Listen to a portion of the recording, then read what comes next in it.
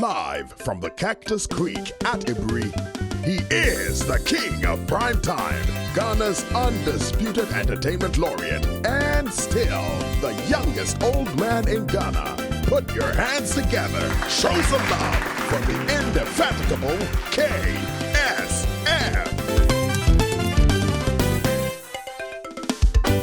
The KSM Show. Folks, I'm so excited today, man. I am so excited today. My guest happens to be a brilliant lawyer, but is no more for political communication. And when he comes up, we'll talk a little bit. But folks, Alan Shamatin will be with us soon. But before he comes, I have the John the Baptist of Alan to come and give us some slight introduction.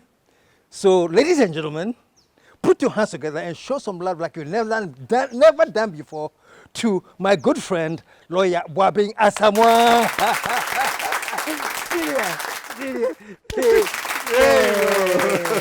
Welcome to the show, man. Thank you. Good to see you. you. Thank you. Please, have a seat. I'm privileged. The honor is mine.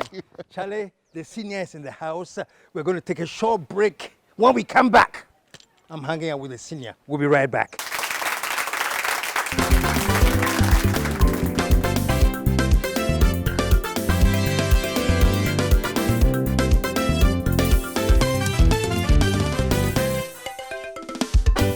The KSM Show. Is it the luxurious rooms?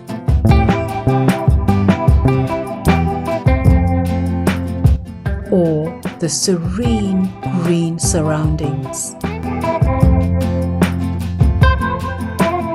Is it the tempting swimming pool?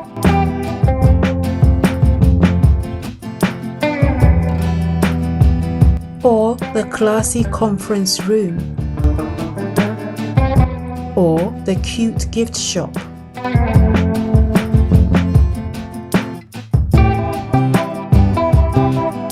Maybe it's our chef's array of cooking delights. Whichever way, it's all about Cactus Creek. A most respected hotel. 055 039 5007.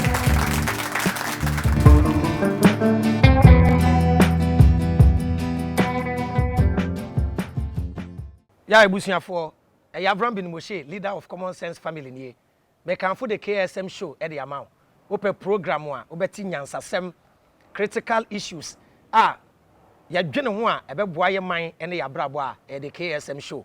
Dey bia me kasa adwene anya adwuma body ne bre. One time for your mind, yo. We're back.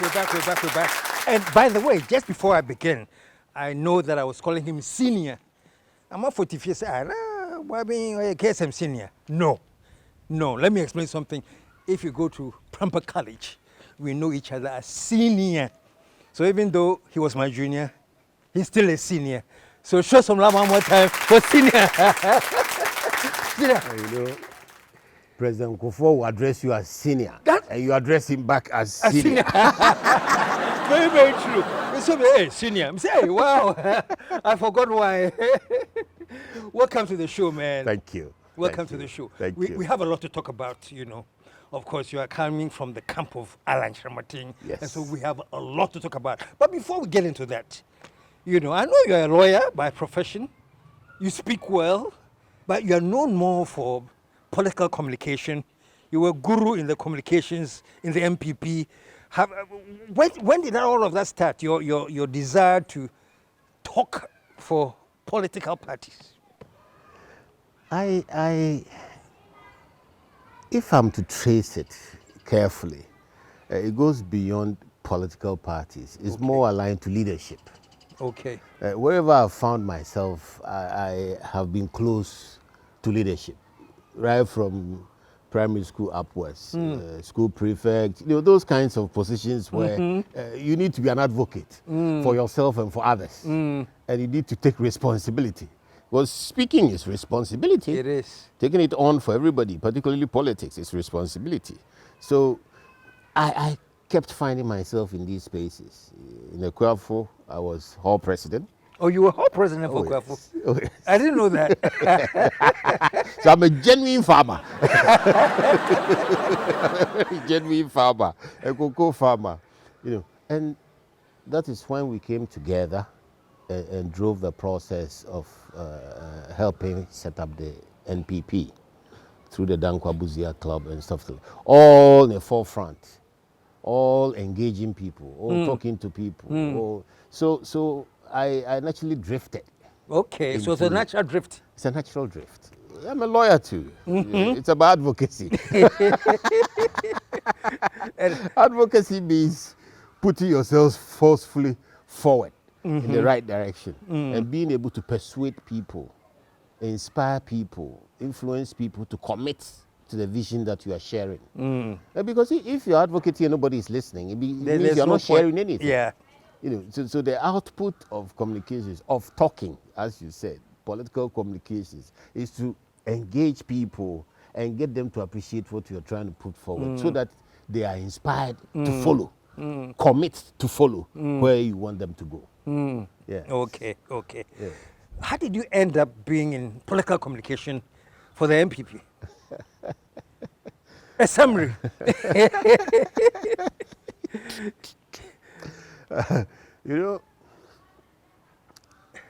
As far back as the Kufuor administration, I was appointed the spokesperson, senior aide for media relations and legal relations for the late His Excellency Alhaji Aliyu Mahama, Vice President to President Kufuor. So I started formally speaking within the party from that position as Aliyu's spokesperson. And then I got involved even before then in the primaries, the presidential primaries, speaking for Honorable Alan Chematin. And I'd been speaking for myself when I ran for General Secretary, 2010-2011. I ran for General Secretary. I was speaking for myself. After that, I spoke for Mr. Chematin. And then when the campaign team was constituted, I became one of the spokespersons. And in fact, in 2012, I was a deputy director of communications under Nana Komia, in charge of research. And then we took it through all the way. I remained a member of the team all the way through. In 2014-15, I was appointed one of the 3 spokespersons to the presidential candidate, Nadu Dankwa Kufuor. If you recall, in Sunyane, when he set up the campaign team, I was one of 3 spokespersons. So I have been speaking. I've been speaking. You have been speaking. I ran for General Secretary again, I was speaking. Then we come into Parliament in 2016, and then in 2018, the party gave me the privilege of becoming the Director of Communications as an MP. That was the very first time that had happened. It's quite unique, yes. A certain MP becoming a Director of Communications for the party. Yes. So wow. I have been speaking. You have been speaking? Yes. What can I say? Yes. Oh, great. I just wanted to that background to see, the trajectory of where you are now. Now you're still speaking. I was speaking for the Alan for President campaign. That was when Alan was within the party. I was speaking for him as a spokesperson and Director of Communications. But when he transitioned to the Movement for Change, when he became an independent, somebody else was given the responsibility, the formal responsibility for speaking. Now, I support the campaign as a Director of Policy. So you were speaking for him when he was candidate for the flag bearership? Of the MPP. Of the MPP? Yes. Okay. Yes. Then I was his spokesperson. But now, I'm his Director of Policy. So we have a spokesperson, a very sharp young man called Duke Aaron Sasu, lawyer Duke Aaron Sasu. He's now the spokesperson for the candidate. Yes, but I do policy. But of course, I do media. I'm a member of the communications team, but I'm no more the formal spokesperson. Okay, okay. Yes. I hear you. Show him some love, man. Good, good, good. So now we can get into the movement or change, plus other issues. You know. By the way, Bobia Catchers, you and Alan have an uncanny resemblance, man. It's, Camera zoom in it's on literally him, man. getting dangerous. Eh? And then they show Alan's picture. What's almost a It's literally getting dangerous. Yes, because the last time we were at a funeral in his family home, one of his aunties engaged me directly and seriously thinking I was Alan. Wow. And went way into the conversation before she realized she was talking to the You're wrong not person. Alan. So if family If family are confusing can you. confuse the situation, Wow. then it is getting dangerous. Wow, wow. Because the minute you walked in, you know, my cameraman came and said, "Oh, I thought you said it was a spokesman. Alan himself is coming." Anyway, wow. I'm his doppelganger. Yeah, you are really a double ganger. Okay, so moving on now. Let's look at Alan, the presidential candidate. Yes. And some of the stuff that is going on around that I hear about him every day. People say, "Oh, Alan, so and so and so." But, you know, people are saying, your boss is a sore loser. He was in the campaign as a candidate and everything. And when he couldn't win as a sore loser, he left, you know. So that is, they question his ability to lead. You know, if you're a sore loser, you can't lead. What's your reaction? Do you agree? It is for this very reason of leadership. That's why he left. Before you understand the circumstances around his leaving, you have to appreciate who Alan is in the constellation of leadership, types of leadership and all that. Alan is a transformational leader. Alan is a servant leader. Alan is charismatic. Alan wants to shepherd people. He's a shepherd leader. Alan is very compassionate. And above all, Alan sacrifices himself in the service of people. So now, this is a young man who, at the time it was dangerous to do politics, in the 90s, early 90s, before the formation of the New Patriotic Party, before the lifting of the ban on politics, for those who don't remember, in the 90s, late 90s, it was dangerous to be a Democrat because we had military rule. Chairman Rawlings was in charge. Chairman Rawlings meant Chairman Rawlings. He was the all in all. He was the legislature, he was the executive. And sometimes he literally was the law. He was the judiciary as well. And we were not in a period where you could express yourself or speak your mind. Alan, when it was dangerous for people to be associated with democracy, Alan offered his office for the development of a core group of young people who were backing the MPP information. So already he was exhibiting leadership. When the party came into being in 1992, again, at a time when all the older persons, the people identified with the process earlier, the people who had name, the big men who came together to renew the democratic approach to politics in the New Patriotic Party, in the form of the New Patriotic Party, had been decimated financially by the coup and the same Chairman Rawlings approach to things. Many had gone into exile earlier. Some of them had lost their businesses, and they had to come together and fight to build a political party, a new political party on the traditions of the old political party, which we then had been overthrown by the military. Alan was the one who formed the Young Executive Forum, YEF, in order to mobilize money to put that party. Alan formed that? Alan formed the Young Executive Forum. Are they the same as the Young Elephants or something? No.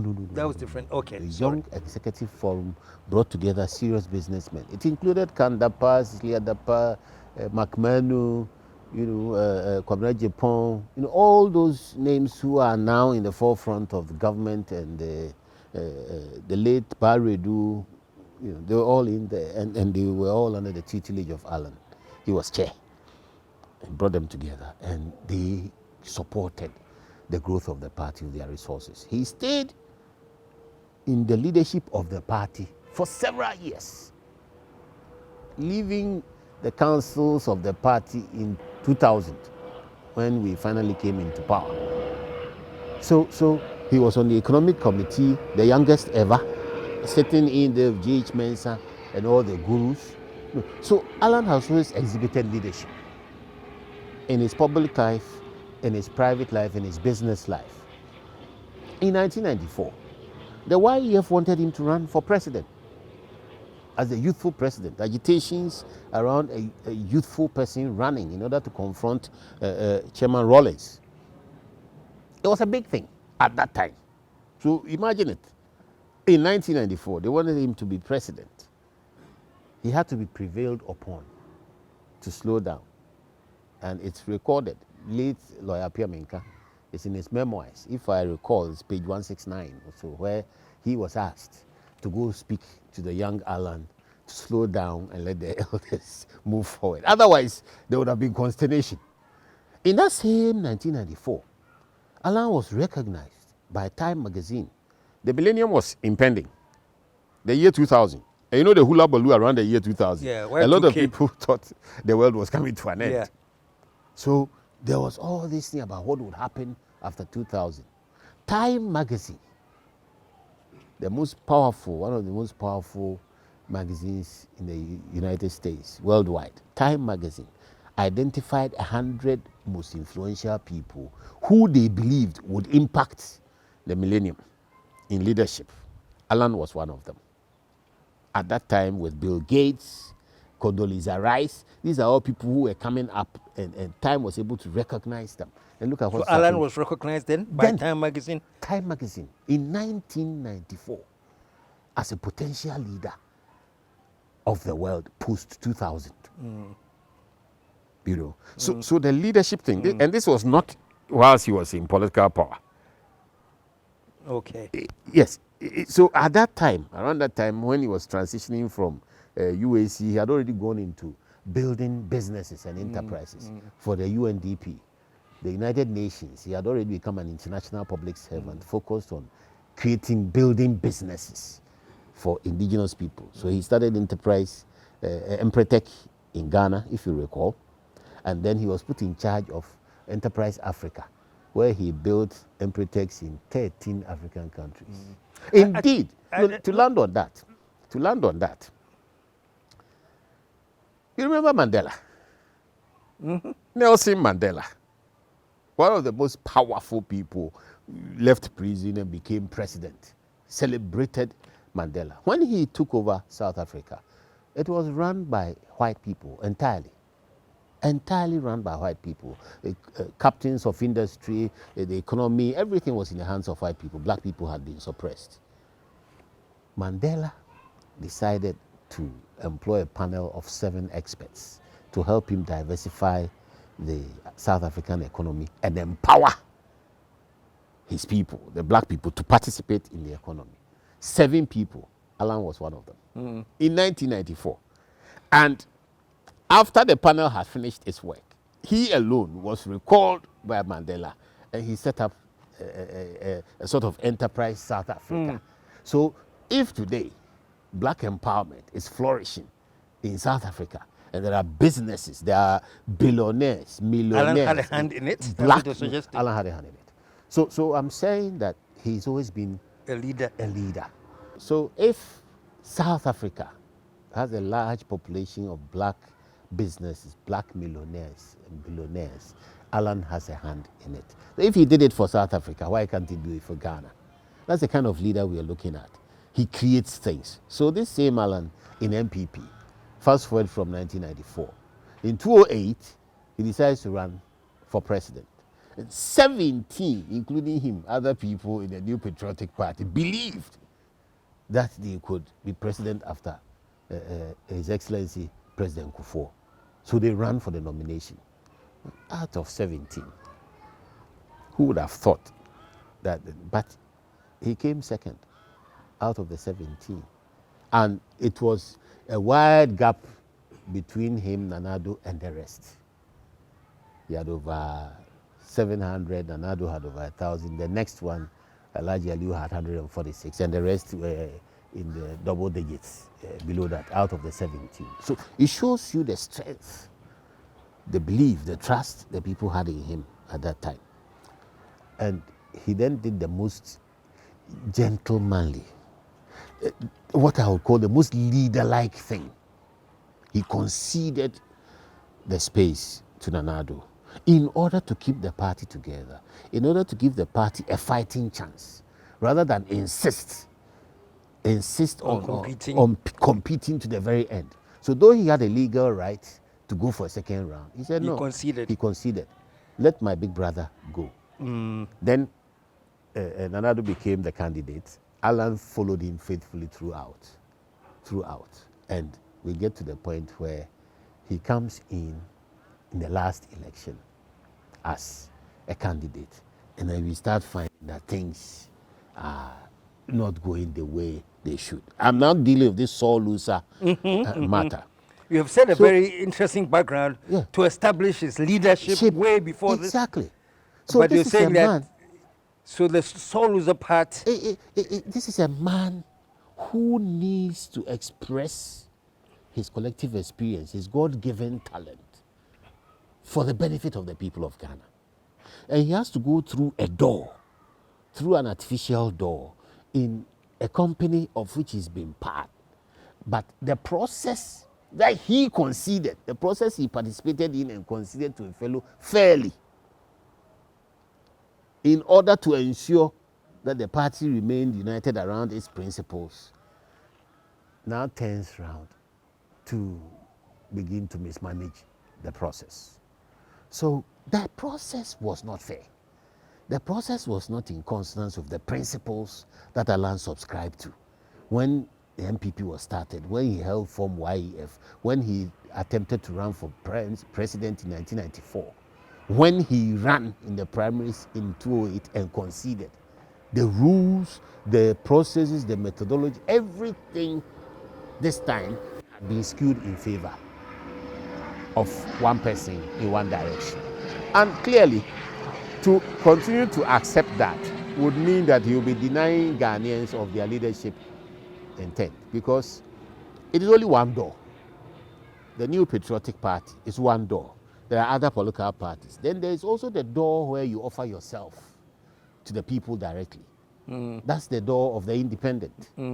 So if a process that's not fair, that hasn't genuinely rejected you, is denying the people of Ghana of the opportunity to test your leadership skills, to benefit from your accumulated experience. Are you suggesting that his departure from the MPP was not because he was a sore loser, but he thought that the process wasn't fair, so his reaction was to the process and not to the results? Exactly. If you are sore, it means it's fair, and you are peeved. It's fair.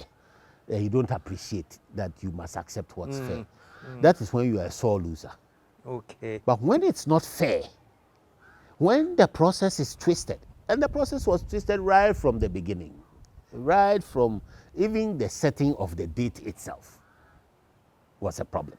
The setting of the date for the primaries, it was so compressed that if you were to wait for the day of the date itself to start campaigning, you couldn't have finished campaigning. He had to start campaigning earlier than it was advertised. Even then, today, people say he should have left the party much earlier. So to address the question of soreness, I want to emphasize, you are sore when you've been beaten fair and square.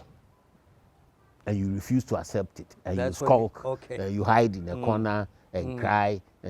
But you are righteous and courageous and principled when you walk away from a process that is deliberately skewed, a process that's deliberately structured to have only one outcome. The MPP parliamentary process was designed to have only one outcome. And that outcome was to secure the candidate they have now. The whole process was manipulated. How long did he and other members of the MPP who were running know that this thing has been skewed? How long before the election were they aware that this thing has been skewed? And You see, if they did, then I didn't hear any protests. it's a very delicate situation. Even now that he's out, for some of us who have been part of that process, that tradition, that history for a long time, we are very hesitant when we talk about the internal mechanisms and the internal issues to do with that institution. But right from 2008, there's a deliberate process of undermining Alan's stature and trust within that institution about Alan. Deliberate. If There you was a recall, deliberate process to undermine yes, if you him? recall, in 2008, if you recall, after the primary, when Alan conceded, Alan wrote a letter. Alan said that if certain things, including especially the chasing down of his supporters, the threatening of his supporters, if those things were not stopped, he would be compelled to resign in order to protect his supporters. What happened? Instead of dealing with that letter in a corporate structure, it was leaked. It was leaked, and the impression created that he had resigned. But it is the same party chairman, who actually wrote to him, telling him that no, they wouldn't accept his resignation. They would sit down and resolve the issues. And they did sit down and they resolved the issues. After that, systematically, for every primary that Alan participated in, he was literally suppressed. There was a point before we came into power, and even after we got into power in 2016, the party had literally become, Alan had become persona non grata in the party. If you were a supporter of Alan, you were in danger. And people know it, they will bear me out. You were ostracized. You are an Alan person. You understand? There was a deliberate, persistent effort. You know, we have a way of developing what we call the album, the local constituency register that we use to select party officers, select constituency officers, select MP, and select the presidential candidate. And there's a process like that. It's a local, it's an internal register. And it's compiled every 4 years. Persistently and consistently, when it's being compiled, the people who were perceived to be close to Alan were removed. You understand? So by the time we got to this presidential race, for those of us who were close to the process, who knew, we knew that it was going to be, there's going to be an attempt, a repeat of the old situation. The cards were going to be stacked against him, and they would move everything to make sure he wouldn't get the nomination. And this is exactly what they did. You go to a superdelegates. The funny thing, 2 rules that they did in the superdelegates, that was funny. It will show you how. Rule 1 was that, okay, let me explain. We had a superdelegates and then the full delegates conference. A superdelegates is when the rules say when there are more than 5, when there are more than 5 candidates, you have to go for a pre-selection process to reduce the number to 5. You understand? Reduce the number of candidates to 5. So you have a pre-congress to reduce the number, and that is limited to a few officers of the party, about 1,000. out of 200,000 who would vote in the larger one. So it's interesting, huh? It's very interesting. You go into a super delegates and you are supposed to select 5 people. So there's a voting methodology. Normally, where you have multiple officers serving in a broken down space, chairman, vice chairman, first vice chairman, you can have 3 or 4 vice chairman to a chairman. What we normally do is that we select the chairman by himself, and then the others, every voter selects, if it's 3 people we are looking for, selects 3 out of the contestants. And then there's a cross tabulation. So the highest gets to become the first vice. When there's a cross tabulation, the second becomes the second vice, the third, and then those who don't are dropped. So you have 1 vote, and you're able to select 3 vice chairmen. You understand? So the rules committee says, no, we will vote for for just 1. Why? Because they wanted to make sure that that 1 will be the one they preferred. That one will be the... Then the question was asked, that if you do that, if you vote for just 1 and 2 people have a tie, what will you do? They said, oh, we all go back and vote. I said, really? 1,000 people set up everything, EC across the country. They said, yes, we'll do it. They said, no, this is dangerous. Be careful. Consider this. They never thought that there will be a tie. I'm just telling you how the whole thing went. So the rules committee decides that instead of everybody going in there, one election, selecting 5 preferences and cross-referencing and getting our 5 at a go, we should go in and take for just 1 person so that they can show that their person is most popular. So we went in there and 2 tied for 5th. Disaster.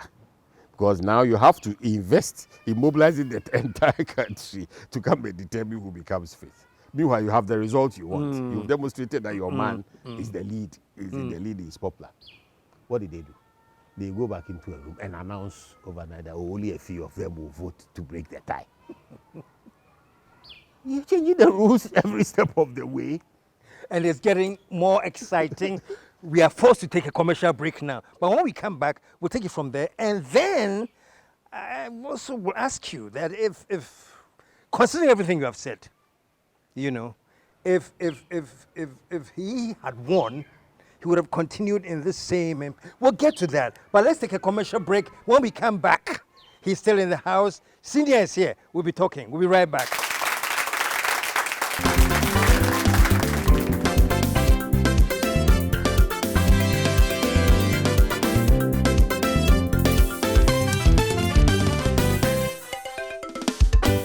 The KSM Show. Is it the luxurious rooms?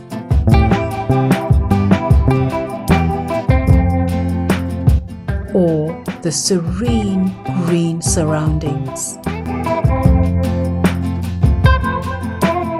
Is it the tempting swimming pool?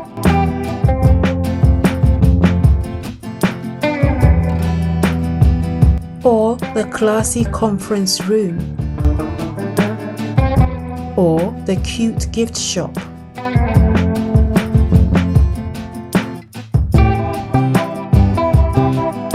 Maybe it's our chef's array of cooking delights. Whichever way, it's all about Cactus Creek, a most respected hotel.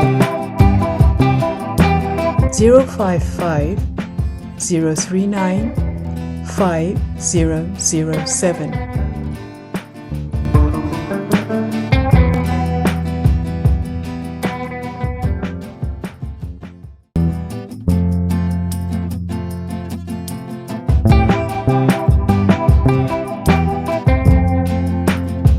Hi, my name is Angela Metal, a massage therapist at Cactus Creek. My job is simply to pamper you with the 3 R's. to relax you, to revitalize you, and to rejuvenate you. Come and let me pamper you. 055 039 5007.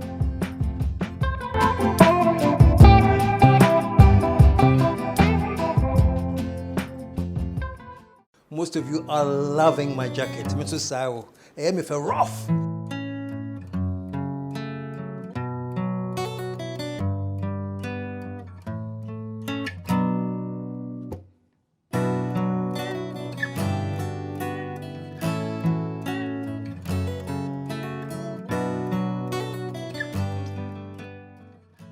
The jacket is provided by KSM Essentials. So if you want some, this is the number to call.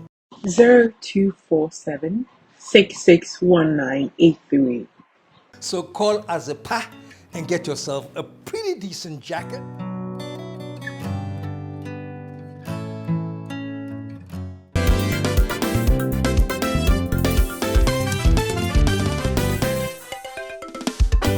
The KSM Show. Hello, my name is Sami Jemfi, the National Communications Officer of the great NDC. I want you to make time every Friday and watch the KSM Show at 9 p.m. on Pan-African TV. You can also follow the show on online YouTube, KSM Show. All the videos are there. And you will be well informed, well equipped with the necessary information and facts for you to know what is happening in our country, what is happening across the world, and for you to be able to make an informed choice come 7th December 2024. This is a show that has been a great blessing to me, and I believe you as well. So don't miss the KSM Show every Friday, 9 p.m. Pan-African TV and YouTube. God bless you. Oh, we're back, and we have in the house my senior, or should I say my senior junior? Senior, I mean. Wow. I mean, it's very interesting background we are hearing, some of us for the first time, because we are not into the politics and as close as you were inside, you know. So, well, you've established quite a bit of things, you know, and you're saying that he's not a sore loser. He started this movement of justice in reaction to a process that was corrupted, if you will. And so this... And it took a lot of courage. It took a lot of courage to leave. Yes. Because if you're not courageous, you cannot leave an institution that you helped to found and build and set out on your own. Okay. So the other question is this. Okay, fine. We have heard all of this. He was an active member of the MPP. He was a cabinet minister. Yes. You know? Yes. And he had every opportunity, if things were going right, as we are hearing now, to have, I mean, you know, I think he has enough gravitas in the party to have called Nanado, please sit down. These things that are going, it's not right, you know. Why was he silent? He was a cabinet minister. Can he get away with that? Yes. Yeah, to begin with, I try to explain that when you have a long process, then you get to the point where literally things become almost cultish. It becomes cult leadership, cult worship. People want to be seen to be kowtowing to the right totem pole. Sometimes, nowadays, people have called it Nana People's Party. Everybody wanted to face in the direction of Nana to be sure that they will not be ostracized or pushed away or otherwise. So in that sense, yes, Alan is a serious minister. Alan's output is sound. Otherwise, he would have suffered the ultimate. He would not even have been part of the government. But he was needed.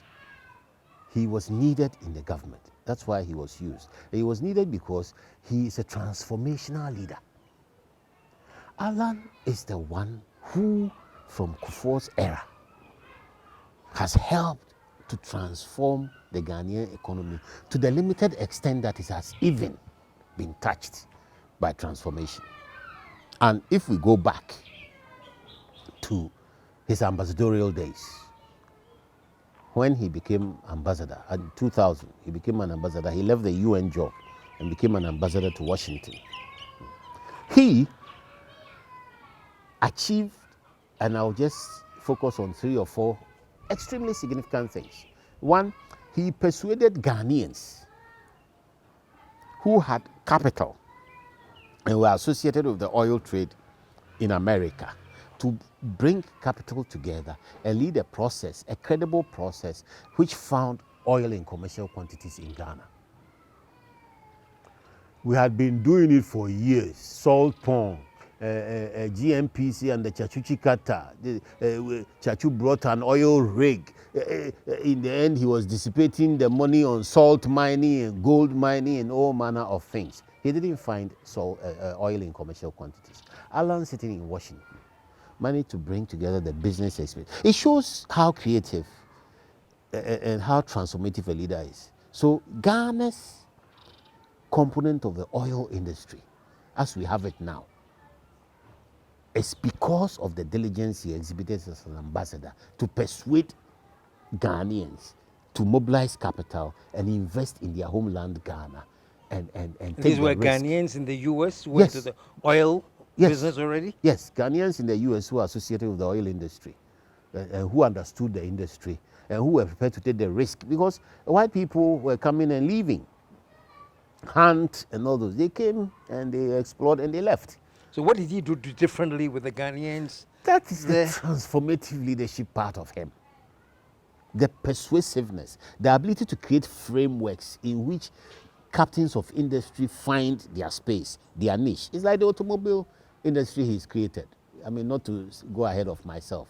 Recently, in 1.5 years, he developed a policy. He didn't borrow money from the World Bank. He didn't borrow money from the IMF. He developed a policy which brought 6 automobile manufacturers into Ghana. International marquees into Ghana in one space, 6. And they are producing vehicles in Ghana now with the capacity to export beyond Ghana into Africa. So at that time, he persuaded these people, gave them the vision, and they realized that as Ghanaians, they could have the capacity to mobilize, take a risk, and the risk has paid off. Today, Ghana is an oil economy, a net producer of oil. We export crude and import refined product. We need to move to a level where we actually are able to refine most of our product. But Alan is there. It's commercial part of it. The second thing he did as ambassador, he put Ghana in as one of the first countries to enjoy the Millennium Challenge account. If you've forgotten, $500 million of grant in one go. The Millennium Challenge account, which was invested in the energy sector and part in roads. Obasanjo Highway from 37 to Jolo. It's part of that investment, the N1. I'm hearing for the first time now that it was his direct intervention. We have seen that as part of the Kufuor era accomplishments. Yes. That was his contribution to the Kufuor era. That was his contribution? Yes, as ambassador to the US. Because the Millennium Challenge account was offered to a few countries. It could have been any country. But his leadership, his transformational vision, is what led to Ghana being accepted as part of the process. It's the same era that we had AGOA, the Africa Growth and Opportunity Act. Even at that time, he built also a skills bank to bring all Ghanaians in the diaspora to support their country. When that initiative, he left and came into the country, the initiative was not continued effectively. But you'll be amazed at the collective energy, intelligence, knowledge, technical skills of the Ghanaian diaspora and what it can do in Ghana. Because if you don't perform there, if you don't perform at a high level, you will not achieve any recognition. And you have Ghanaians in very high positions, in NASA, that's the National Space Agency, National American Space Agency, NASA. You have Ghanaians in NASA. You have Ghanaians in corporate positions because they are performers. And yet, they are not able to perform in Ghana. We have people in Ghana who are not performing. Why? It's the leadership. That is the key, leadership. So even then, Alan demonstrated leadership whilst in Washington. He was brought down into Ghana to become a Minister of Trade in 2003. What was the most significant achievement then? The PSIs. You see, Alan is a phenomenon in Ghana. I think the difficulty Yes. that maybe his campaign team Yes. will be facing now Yes. is like he's going through what has been touted as MPP accomplishments under Kufuor or under Very well. Akufo-Addo as his initiative. Yes. So we have what I would call collective responsibility. Akufo-Addo, Nana-Addo, they are the heads, and they bring people together. Yeah. So the output is Kufuor, the output is Akufo-Addo. Collective responsibility. But within that collective responsibility, you also have individual accountability. We are doing it together, but we are not all doing the same thing at the same time. Even though we are together, we are doing this show together. You are doing the questioning and I'm doing the answering. We are not questioning each other and answering each other. You are doing the questioning and I'm doing the answering. But we are in the show. So, Kufuor's government, but he had cabinet ministers who were sectorally deployed. Nana-Addo's government, he has cabinet ministers who are sectorally deployed. So, yes, the accomplishments, the failures, the assets, the liabilities are all due to Kufuor or Akufo-Addo. But when you delve deep into the sectors, you can then go to the sectors and track whatever every individual minister in every sector did. And that's the difference. So Alan is very proud of his time in government. He delivered on his patch in his sector. Somebody has been asking, since he left trade, what have you heard about trade that gives you confidence? Since he left the Ministry of Trade, what have you heard from trade about trade that gives you confidence? Very little. You know, he brought a different panache. Look, before I move on from that, in total, just look at PSIs. This is the first time, you know, cocoa. Initially, the Guggisberg extractive industry that we've had, you had 4 products: timber, cocoa, gold, and what else? Little other minerals here and there. Timber is gone. Timber is gone. Gold is getting funny. It's been liberalized, it's smuggling, and we can't really determine how much of it is bringing. So the real identifiable one is cocoa. So even if we stick to cocoa, how much has cocoa been contributing over the years? And yet it's a niche economy that virtually our entire agricultural sector depends on. You have a whole apparatus, cocoa board with the workers and all that, and linked into the international economy. $2 billion a year, max. $2 billion for 100 years. And this structure has been there since 1911. In 1973, Alan wrote about it. Alan's thesis in Lagos, the University of Ghana Economics Department, was on the structure of the Ghanaian economy. And he preached transformation, otherwise we wouldn't go forward. in 73. In 73. That's his thesis, his graduate thesis, transformation of the economy. And he traced it from 1911 to 1973 and concluded that nothing had changed. And if we persisted, we would crash. 2014, when he ran for president, he was preaching transformation. He's still preaching transformation. Why? Because if you don't transform, the governments are overwhelmed by the problems. Because the problems are all focused on government borrowing to fund everybody. Government is borrowing to fund our social needs. Government is borrowing to fund businesses. Government is borrowing to fund employment creation. Government is babysitting all of us. How do you pay off the borrowing? So governments, African governments get frustrated. They get overwhelmed. Then the next thing is that the little that's there, people help themselves to it. They get corrupt. And then in the end, they try to create structures to protect themselves. That's why you manipulate successions. Those are very loaded Oh, yes. statements you're making here.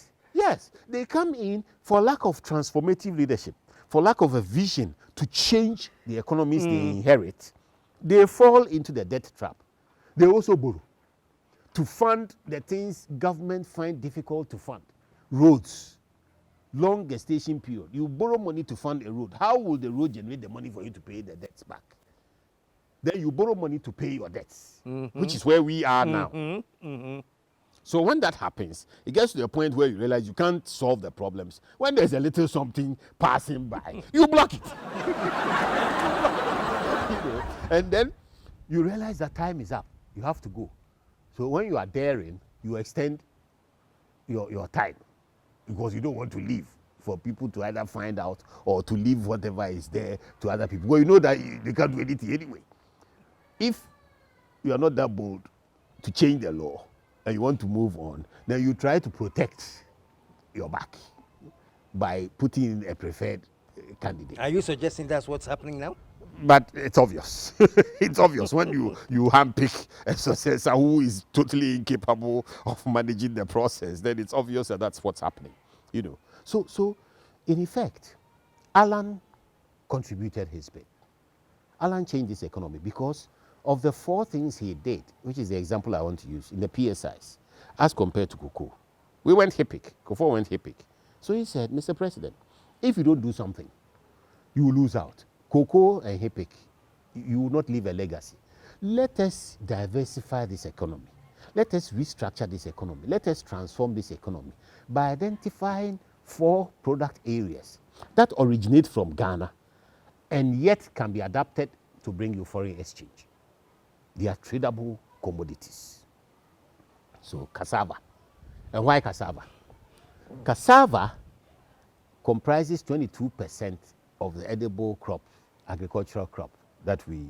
You're talking about the presidential special initiatives? Yes. Yeah. PSIs? The PSIs. They are still relevant today. They are still part of his great transformational plan today. They're the basis of our transformation. So that was his idea? Yes. The PSIs? The PSIs. The PSIs was his baby. Just like the Africa Continental Free Trade Area. His baby. This is a man who leads from the front. He creates. So he says 4 products. And if we use these 4 products well, we are going to hit an annual economy of over $50 billion a year. We would not have needed the IMF. We've gone to the IMF 17 times. Why? Because of the secular economy I told you, the vicious cycle. Borrow and spend, get stuck, go and beg the IMF. Borrow and spend. The IMF can only help you to stabilize. You need to produce. So he says cassava. We are producing cassava. 22% of the arable land is devoted to cassava. But what are we doing with it? Just eating it. Pounding fufu. Doing kogonte, abete. And that's it? No, you have to do something. So cassava starch. Every single food product in the world that's packaged has a starch element. You are aware of that. It's a base. It's a stabilizer. So cassava starch. So he set up Ayensu with a model, farmer-owned factory, 10,000 farmers coming together. Government loaned them money to build a factory. Government gave them technical support with management, and they're supposed to produce and pay back the loans to government. Ayensu's first customer was Nestle. Nestle. International firm, Nestle. And you know where Nestle works to? Europe. They were buying Ayensu starch? Cassava starch from Ayensu. That's the quality, the level of quality that they could produce. Guinness joined up. This way chocolate, they were all buying cassava starch from Ayensu. So somebody tells you he mishandled cassava, they're just doing propaganda. He created it. He realized the value, created it, and because of politics, it's stuck in a rut. Assuming we had 10 or 20 cassava processing factories in Ghana, you are looking easily at $10 billion per annum in strong international exports. Much, much more, maybe 3-4 times more than cocoa. Maybe 3. And we really have to go and borrow foreign exchange to come and even buy it before exchange depreciation will mess up your money. It's local. Farmers, putting the farmers to work. You transform agriculture. You make them money. Come to salt. Ghana, along the West African coastline. It's the only place where you get natural salt coming into the shore. Nigeria consumes massive quantities of salt in its petrochemical industry, imported from Brazil, and maybe Egypt and the other places. Salt alone is white gold for us, and the industries associated with salt, caustic soda and all that. So he pushed the salt initiative. So some private sector people got involved, despite and all those. Today, Electrochem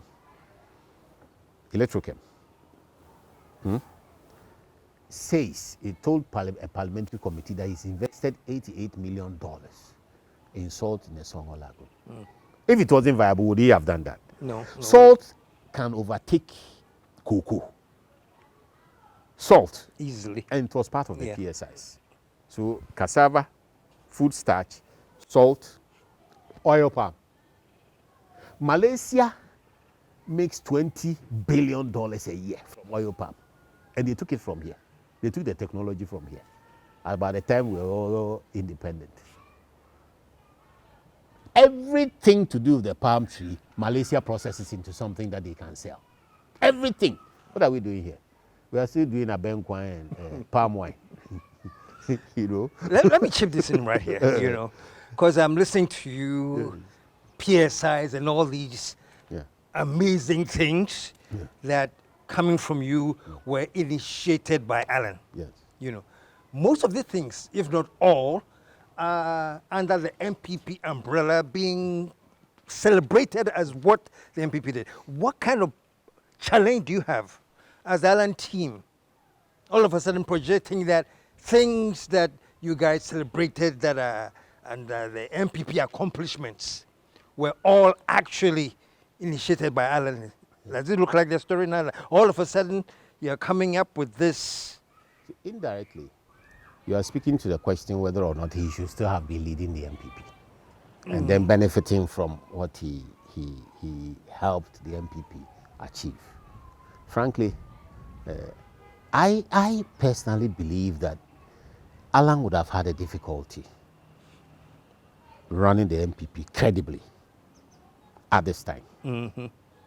Because the principles and values of the party have been so eroded over time that in all good conscience, he couldn't have stood up in front of that party without having to do major surgery. Actually, I'm glad you mentioned it, and this was what I was going to go get into, that he wanted to be the flag bearer and lead the party. Yes, but it is all, that's why he's not a sore loser. It's all an act of God. That those who thought they were freezing him out never assumed he would have the courage of his conviction and step out of the party. They thought they were freezing him out of the leadership race and that he would be content to sit in the party, as it were, quietly. But the challenge he offers is that he stepped out. He stepped out, not because he's a sore loser, but because the party had reached a stage where it was not even fit for purpose. So if he had become leader, he would have had to do major surgery to restore trust and confidence in the party in order for the voter to accept wholeheartedly to vote for the party. And it's happening already, because the candidate that they took goes around trying to say that though he was a part of it, he's still a part of it, his contributions have been ignored, and that there are things that the government he's presiding over as director, chairman of the economic management team, he hasn't told us he's left.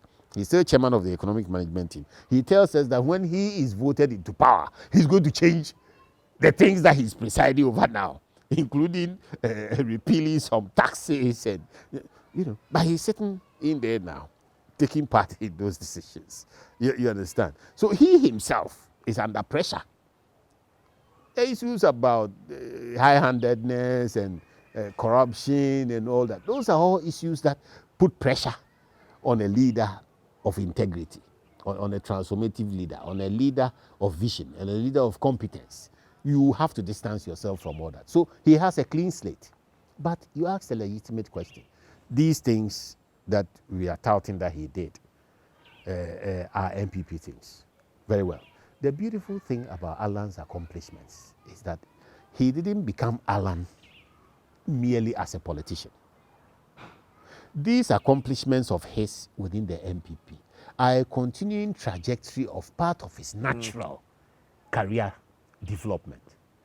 For example, Africa Continental Free Trade Area.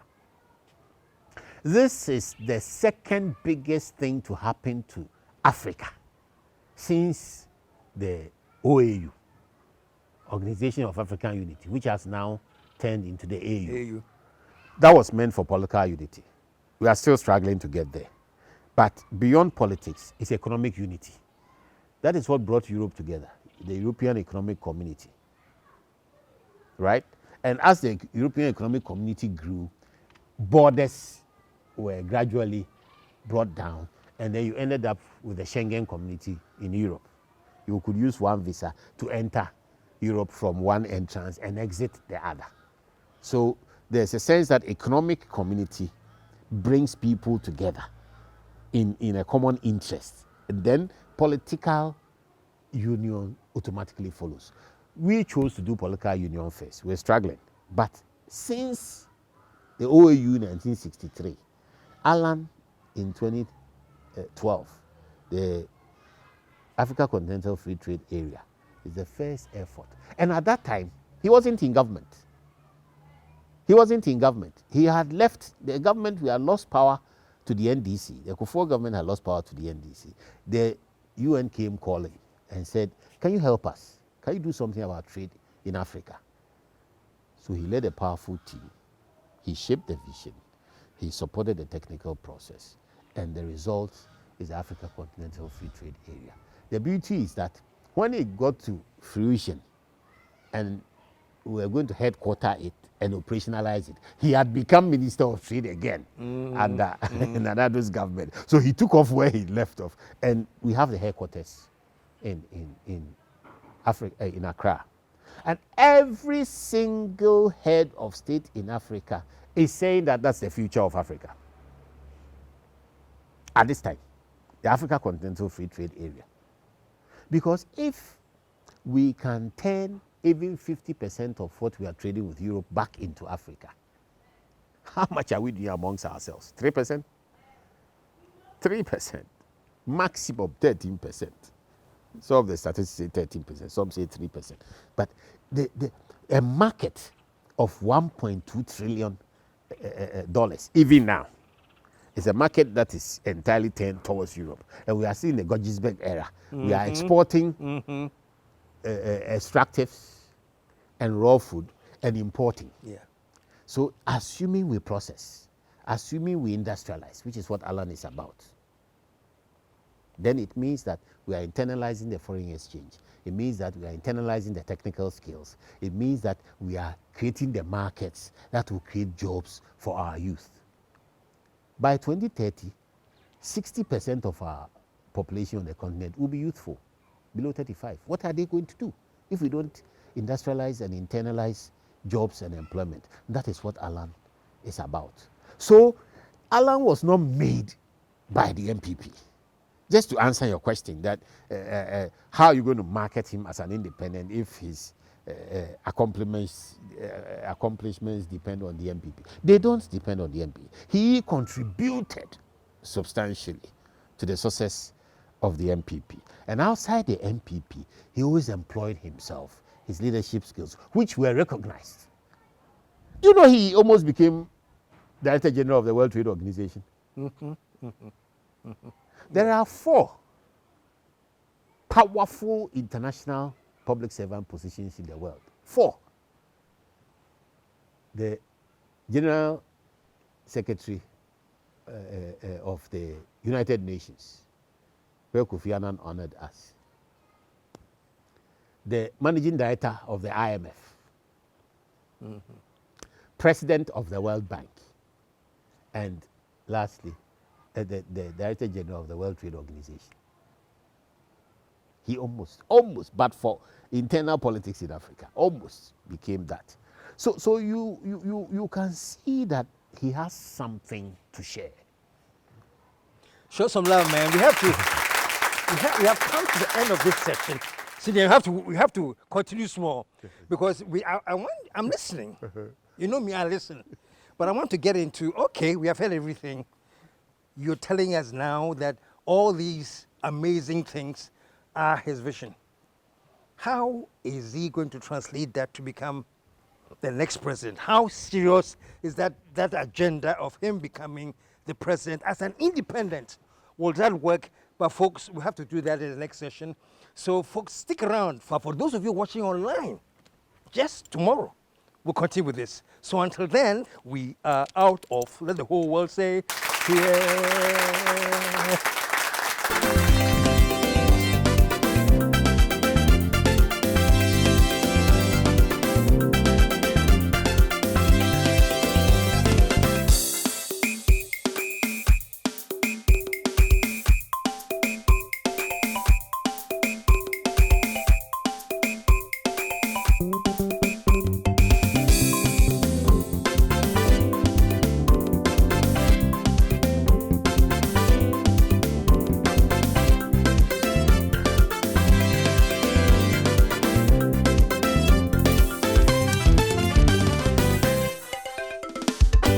The KSM Show.